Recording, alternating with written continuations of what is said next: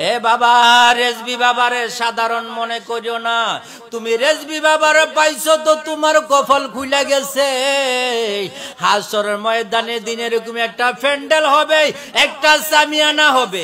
আল্লাহ পাক তাফসিরে নয়মি ফতন খণ্ড আল্লাহ পাক ডাক দিয়ে বলবে, ইহদিনা সিরাতাল মুস্তাকিমের তাফসিরের মধ্যে লেখছে, আয় কাদরিয়া, আয় সিস্তিয়া, আয় নকশবন্দি, আয় মুজাদ্দিদিয়া, আয় হানাফিও, আয় শাফিও, আল মালিকিও, আয় হাম্বলিও, আয় রেজবিও, সমস্ত রকম কইরা ডাক দিয়ে আলাদা আলাদা করব।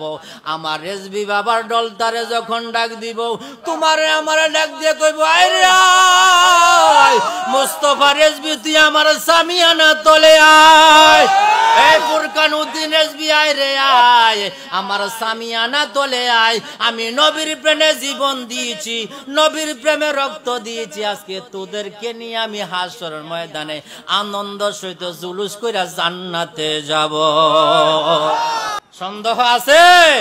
না না, কোনো সন্দেহ নাই। জানে কর ওখন গিয়া রেজবি বাবার মুরিদ হয়ে যেতাম, ওইয়া কপাল কুলি লইতাম।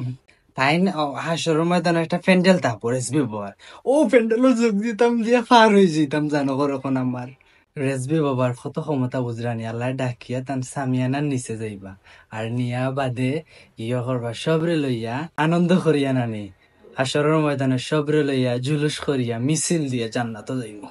ই ওয়াজ শুনিয়া তো জানে কর তখন কেউ মুরিদ হয়ে যেতাম, ওইয়াও জান্নাত, জান্নাতর সার্টিফিকেট লইয়া দুনিয়ার থেকে যাইতাম।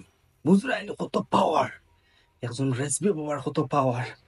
এটা ওয়াজ শুনিয়া মানুষ দলে দলে রেজবি বাবার মুরিদ হইব।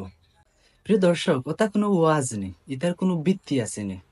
আপনারা বিবেচনা করক, ইসলামে এরকম কোনো অনুমোদন দিছিনি, বা এরকম শরীয়তে এরকম কোনো ইয়ে আসেনি, কোরআন হাদিসের কোনোখানো আসেনি ওরকম ক্ষমতার কথা।